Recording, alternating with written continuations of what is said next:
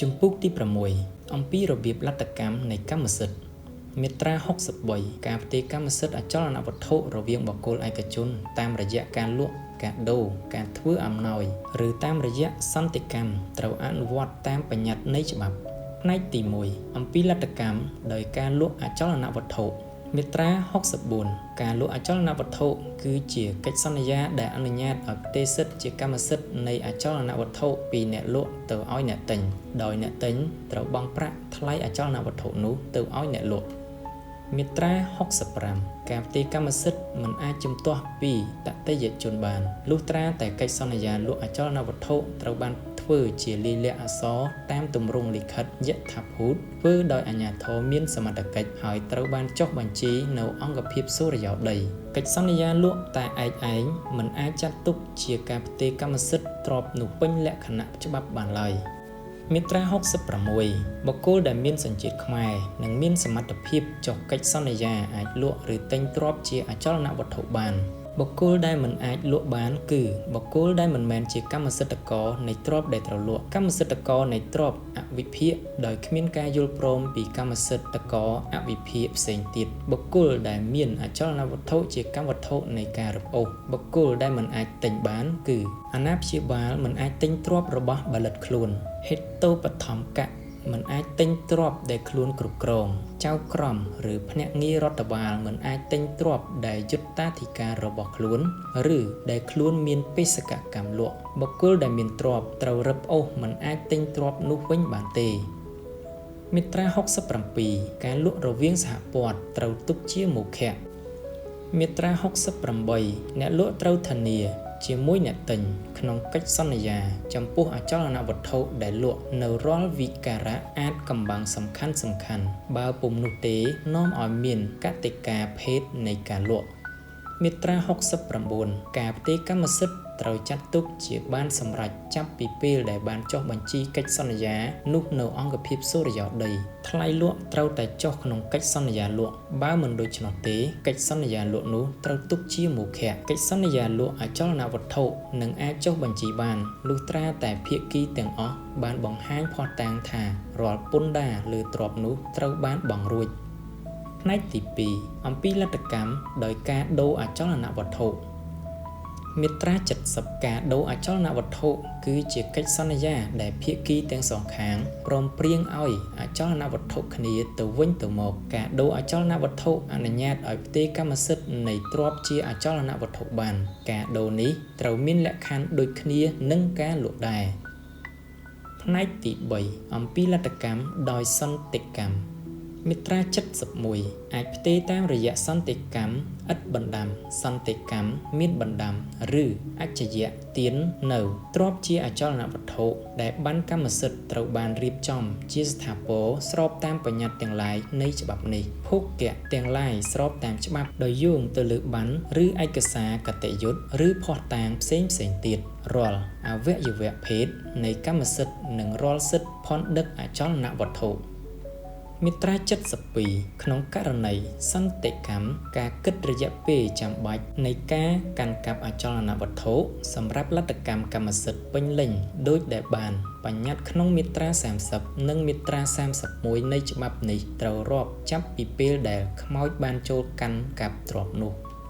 មាត្រា73ទ្រព្យជាអចលនវត្ថុដែលគ្រាន់តែកាន់កាប់ដោយជាក់ស្ដែងហើយមិនទាន់បានចុះបញ្ជីឬបញ្ជាក់ដោយលិខិតរដ្ឋបាលប៉ុន្តែត្រូវបានកាន់កាប់ស្របតាមលក្ខខណ្ឌនៃច្បាប់ក៏អាចជាកម្មវត្ថុនៃការផ្ទេរតាមសន្តិកម្មបានដែរមាត្រា74ក្នុងករណីទ្រព្យកាន់កាប់គ្មានប័ណ្ណត្រូវបានផ្ទេរតាមរយៈសន្តិកម្មទាយាទដែលជាអ្នកកាន់កាប់ថ្មីអាចបន្តចាត់ចែងទ្រព្យនោះនិងទទួលបាននូវកិច្ចការពារដោយហេតុថាស្ថានភាពរបស់ខ្លួនឆ្លើយតបទៅនឹងលក្ខខណ្ឌនៃច្បាប់ក្នុងករណីនេះអាជ្ញាធរមានសមត្ថកិច្ចឬជនណាក៏ដោយមិនអាចយកលេសពីស្ថានភាពនៃការកាន់កាប់ជាក់ស្ដែងរបស់ខ្មោចឬយកលេសពីការខ្វះនៅការជំរះមរតកត្រឹមត្រូវដើម្បីធ្វើឲ្យប៉ះពាល់ដល់សិទ្ធិនៃទាយាទនិងជាពិសេសដើម្បីបដិសេធការទទួលស្គាល់ឬមិនបញ្ជាក់ការកាន់កាប់របស់គេបានឡើយ មាត្រា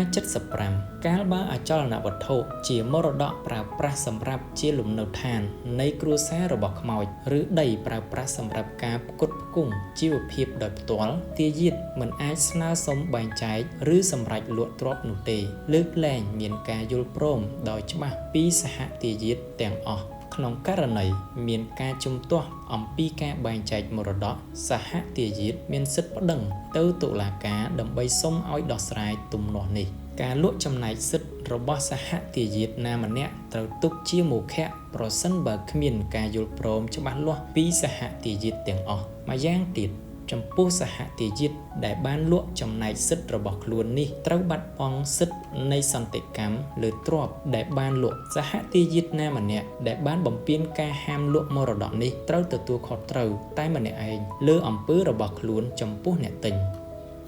មាត្រា76ទាយាទទាំងឡាយដែលមិនអាចបន្តនិរន្តរភាពនៃការកាន់កាប់ទ្រព្យជាមរតកបានដោយជាក់ស្ដែងឬដោយកតញ្ញុឬមិនចង់ទទួលបន្ទុកដោយខ្លួនឯងអាចធ្វើការផ្ទេរដោយប្រគល់សិទ្ធិឲ្យតតិយជនបានមាត្រា77បើអ្នកទទួលសម្បទានដីឆ្លើយតបទៅនឹងប្រយោជន៍សេដ្ឋកិច្ចមិនមែនជាក្រុមហ៊ុនហើយមានបណ្ណអចលនវត្ថុកាន់កាប់ដោយរូបវន្តបុគ្គលម្នាក់ដែលទទួលមរណភាពសម្បទាននោះមិនអាចជាកម្មវត្ថុនៃការបែងចែកដោយគ្មានការយល់ព្រមពីអាជ្ញាធររដ្ឋបាលដែលបានផ្ដល់សម្បទានបានឡើយមាត្រា78ទ្រព្យទាំងឡាយដែលកម្មសិទ្ធិករស្លាប់ដោយគ្មានបន្សល់ទុកនៅទាយាទឬអច្ចយលាភីត្រូវត្រឡប់មកជារបស់រដ្ឋហើយត្រូវបញ្ចូលក្នុងទ្រព្យសម្បត្តិឯកជនរបស់រដ្ឋមាត្រា79ការចាត់ចែងមរតកត្រូវស្ថិតនៅក្រោមវិធានទាំងឡាយនៃទម្លាប់ប្រពៃណីក្នុងរឿងនេះក្នុងពេលរងចាំការប្រកាសឲ្យប្រើក្រមរដ្ឋបវេណីថ្មីផ្នែកទី4អំពីលទ្ធកម្មដោយប្រទានកម្មមាត្រា80ប្រទានកម្មគឺជាកិច្ចសន្យាដែលជនម្នាក់ហៅថាអ្នកឲ្យឬទាយកផ្ទេរនៅកម្មសិទ្ធិនៃទ្រព្យរបស់ខ្លួនឲ្យទៅជនម្នាក់ទៀតហៅថាអ្នកទទួលឬបដិគិហករដែលព្រមទទួលយកទ្រព្យនោះមាត្រា81ប្រទានកម្មអចលនវត្ថុមិនអាចត្រូវបានជំទាស់ពីតតិយជនបានលុះត្រាតែប្រទានកម្មនោះត្រូវបានធ្វើជាលិលាអក្សរតាមទម្រង់លិខិតយថាភូតហើយត្រូវបានចុះបញ្ជីនៅអង្គភាពសុរិយោដីមាត្រា82អចលនវត្ថុអាចជាកម្មវត្ថុនៃប្រទានកម្មរវាងអ្នកនៅរស់ឬប្រទានកម្មដោយហេតុមរណៈឬអច្ចយទានប្រសិនបើជាប្រទានកម្មទៅវិញទៅមកប្រតិបត្តិការនេះបង្កើតបានជាការប្តូរមាត្រា